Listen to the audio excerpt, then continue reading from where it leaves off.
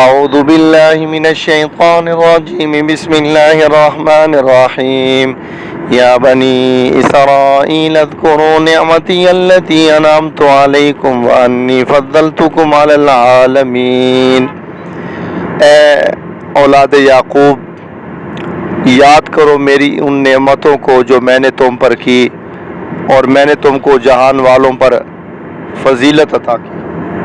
محترم ناظرین، محترم خواتین و حضرات، کچھ مجبوریوں کی بنیاد پر آج آپ سے ویڈیو درس نہیں ہو رہا، تو انشاءاللہ پھر بہت جلد ویڈیو درس شروع کریں گے، اور میں نے چاہا کہ ناغانی ہو تو یہ آیت پہلے بھی اس آیت کا ایک حصہ پہلے گزر چکا ہے۔ اے اولاد یعقوب، میری ان نعمتوں کو یاد کرو جو میں نے تم پر کی۔ تو وہاں یاد ہوگا آپ کو مذاکرہ نعمت پر بات چیت ہوئی تھی کہ مذاکرہ نعمت کے کیا فائدے ہیں۔ ان میں ایک فائدہ گنوایا تھا کہ منعم کی پہچان اللہ تعالیٰ کی معرفت حاصل ہوگی، اور جب اللہ تعالیٰ کی معرفت حاصل ہوگی تو اس کی اطاعت اور اس کی عبادت آسان ہو جائے گی۔ اور ایک فائدہ یہ بھی عرض کیا تھا کہ شکر کی توفیق ملے گی، اور ایک فائدہ یہ بھی عرض کیا تھا کہ جب شکر کی توفیق ملے گی تو اللہ تعالیٰ کی نعمتوں میں بھی اضافہ ہوگا اس کے وعدہ کے مطابق۔ اور آج کی جو زیر درس اس آیت کا دوسرا حصہ ہے، جس میں اللہ تعالیٰ بنی اسرائیل سے فرما رہے ہیں کہ میں نے تم کو جہان والوں پر فضیلت عطا کی۔ یہ یاد رہے کہ جہان والوں پر فضیلت سے مراد یہاں سے وہ اس دور کی قومیں ہیں، ورنہ اللہ تعالیٰ نے مطلقاً بالکلیہ جو تمام اقوام عالم پر اولین و آخرین میں اللہ نے فضیلت دی ہے، وہ اس امت محمدیہ مرحومہ مغفورہ صلی اللہ علیہ وسلم کو عطا کی ہے۔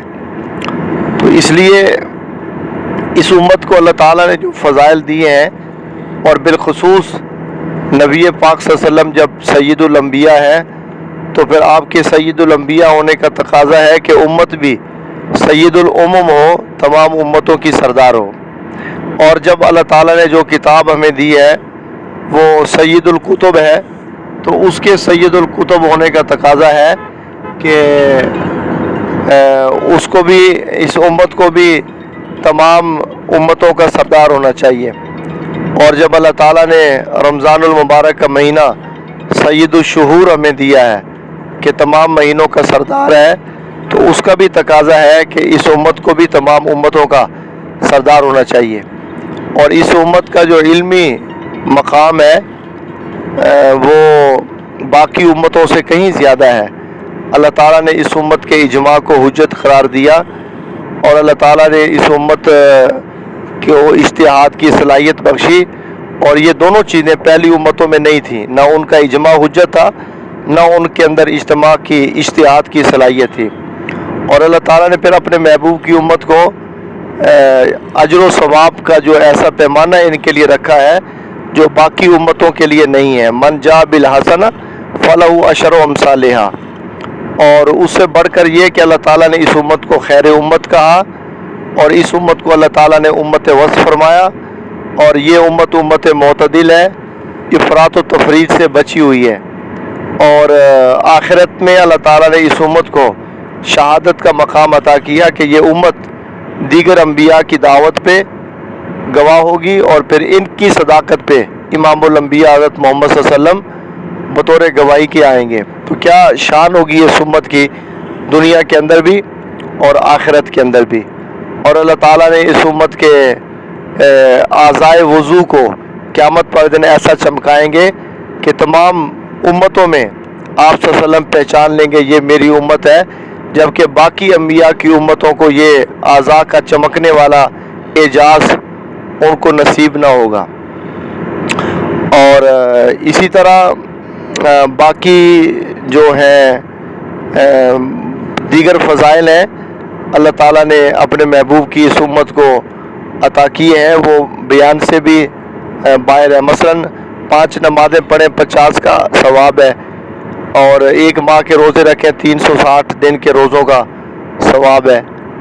और इसी तरीके पर क्या कहते हैं, मामलात के अंदर इबादात में अल्लाह ताला ने इस उम्मत को इंतहाई खसूसियात अता की हैं। तो वो जो बनी इसराइल के बारे में कहा गया कि तमाम उम्मतों पर फजीलत है, वो उनके दौर की है, और इस उम्मत को जो फजीलत है वो अव्वलीन व आखरीन पर अल्लाह ताला ने अता की है। अल्लाह ताला हम सब को कुरान सीखने की, अमल पैरा होने की तौफीक बख्शे। साथी जुड़े रहें, इंशाअल्लाह मैं जल्द फिर ऑडियो दर्स दिया करूँगा और एक दूसरे से मुस्तफ़ीज़ होंगे इंशाअल्लाह। अल्लाह ताला आपका दर्स सुनना और मेरा बयान करना अपनी बारगाह में कबूल